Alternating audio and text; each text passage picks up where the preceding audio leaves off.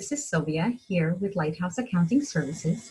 Today's video, I will be giving you a brief overview of understanding your taxes. So if you have any questions that were not discussed in this video, please don't hesitate to comment down below, or you can email me for any further questions. My email will be in the description below, so hope you find this helpful.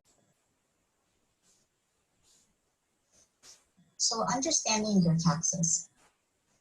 According to the IRS, there are 5 filing statuses. You can either be single, and single is basically, you're not married. You could be legally separated. You could be a widower before 2019 and never remarried. The next one is married filing joint. Married filing joint is you're married, or also your spouse has died in 2019 and any time during 2019. The next one is married filing separately. Now, married filing separately is a little bit of an exception because you could be married, but you're filing a separate return.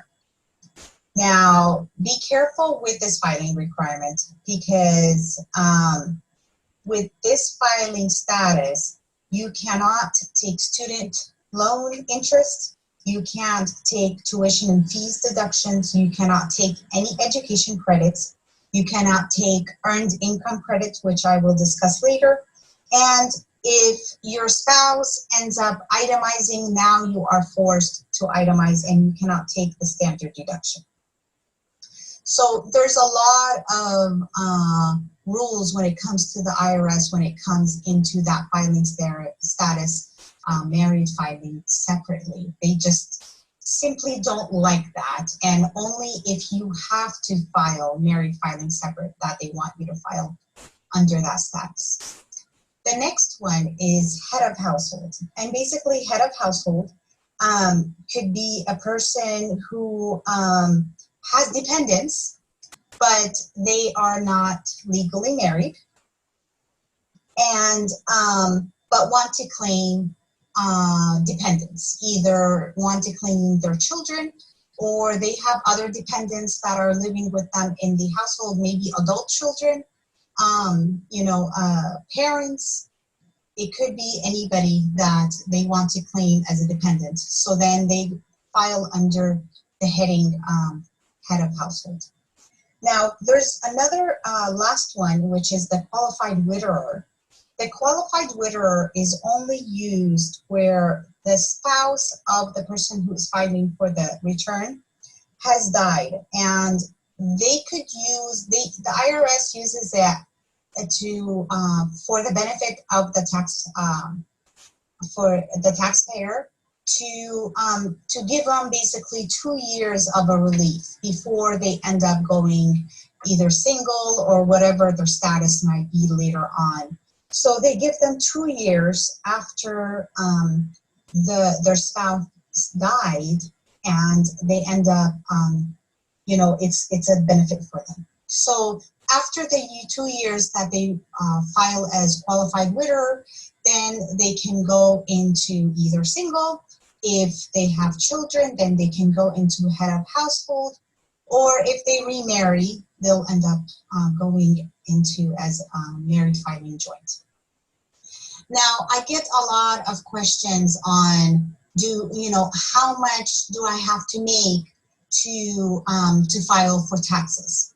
So, well, now it depends on the category, and you'll see on this chart here that depending on your age and your filing status, what is the amount that you have to be below so you do not have to file.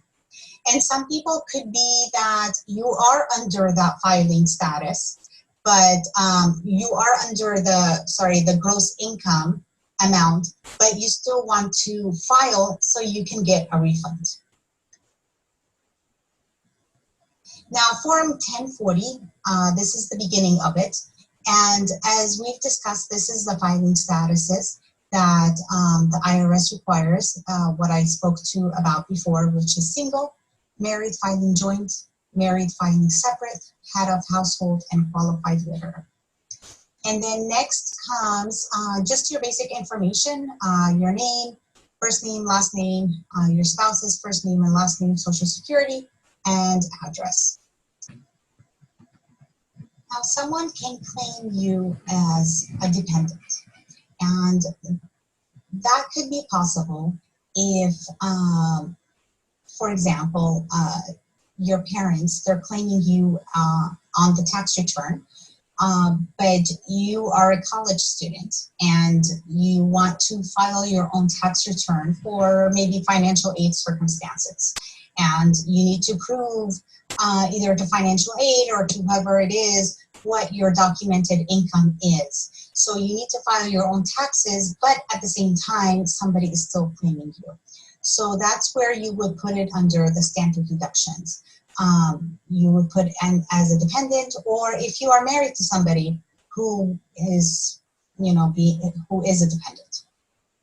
Now, as far as the dependents on the bottom, if you have dependents that you want to claim on your tax return, you simply put their first name, last name, social security, and their relationship to you, whether son, daughter, parent, other niece, nephew, whatever the circumstance may be.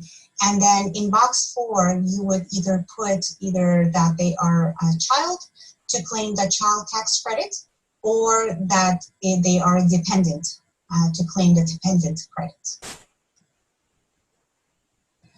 Now, reporting your income. So this is where we're going to start reporting all the different sources of income. So box 1, we're going to start with your W-2.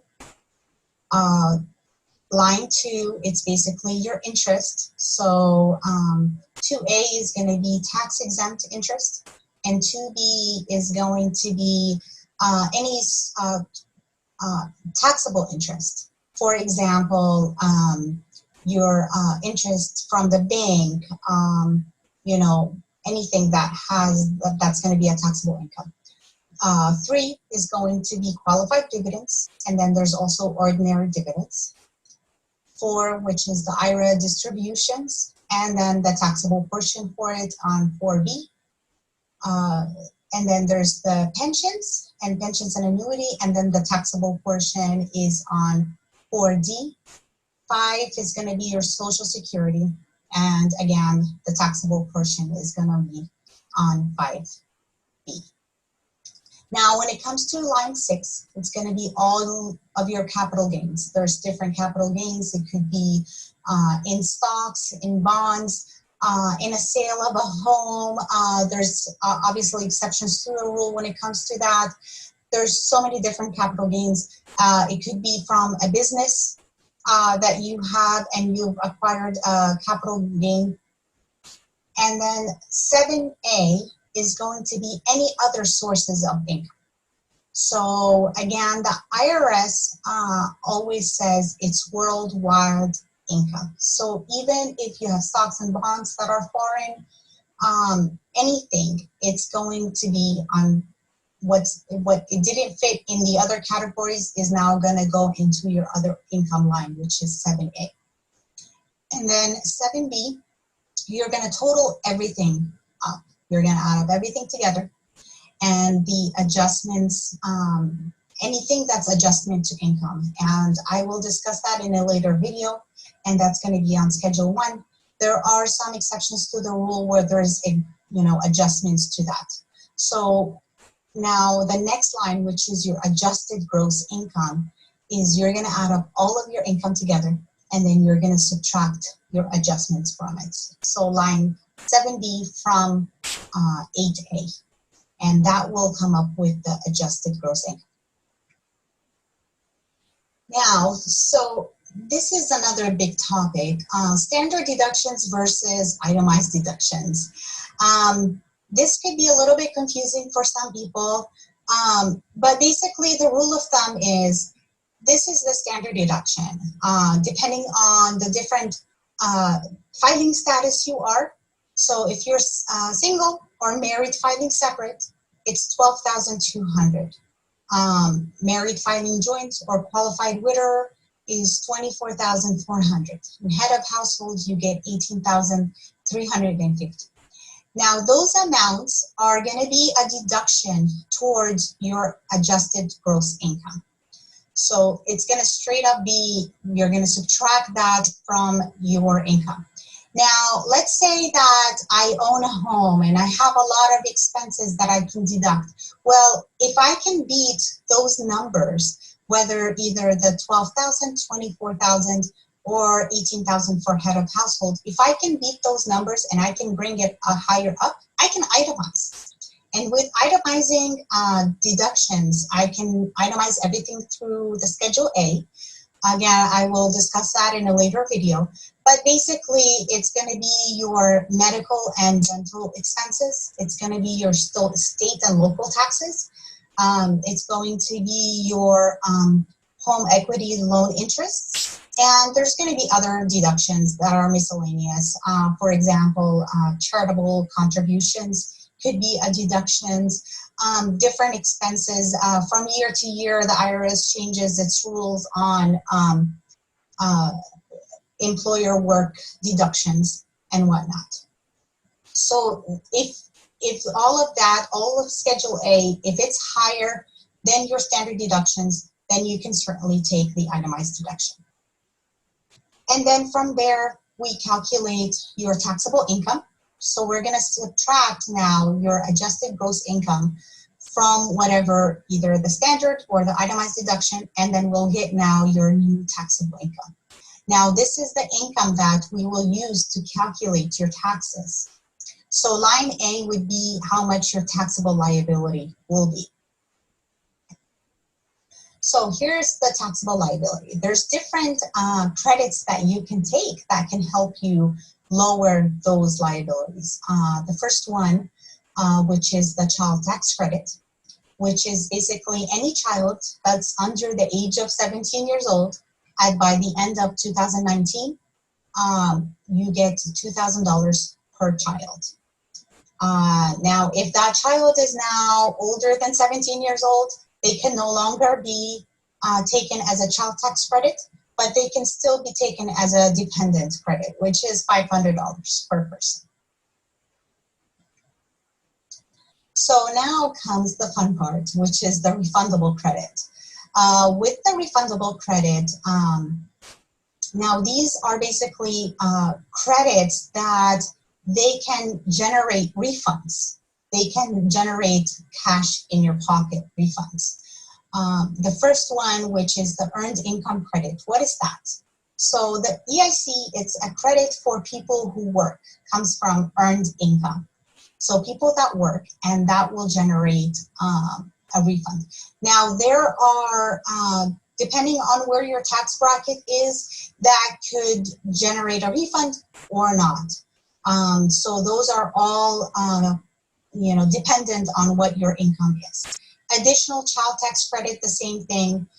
You can receive that credit, but only can be dependent on your income. The higher it is, obviously, it's going to be the less the credit is. American Opportunity Credit, which is line 18C, that is a credit for college students. Or if you have a college student that you're a parent of, if you're claiming them, you can certainly claim their credit also. So you're going to add up everything in 18, and then the total will be on 19. So the next thing is that, the next question is, will you have a refund or will you end up owing taxes? Now that's a big question for a lot of my clients, and I'm sure to a lot of you. Am I going to get a nice refund by the end of this year? Am I going to go on a nice vacation? Or am I going to end up owing the IRS money, and hopefully not a lot? So what actually is important to understand is that to be able to generate a refund is that you got to have more credits than your taxable liability. That's basically what it is. So taxable liability, it's going to be, you know, the taxes that you pay throughout to your employer throughout the year from your W-2. It's going to be any of that income, you know, that we've paid, that we've done in the beginning, that I showed you in the beginning, and then minus now all the credits that we were able to take, all of that refundable credits. If the credits are more than the taxable liability, then you'll end up getting a refund. Now, if you owe, it's basically because your taxable liability is more than your credits. So you have more taxes that are due more than the credits we're able to take off. Thank you so much for watching. This is Sylvia. If you have any questions, please drop a message for me. And if you have any questions or concern, I will be more than happy to answer them for you. If you have any suggestions on later videos, I would love to hear from you, and I'll be more than happy to answer any of your questions.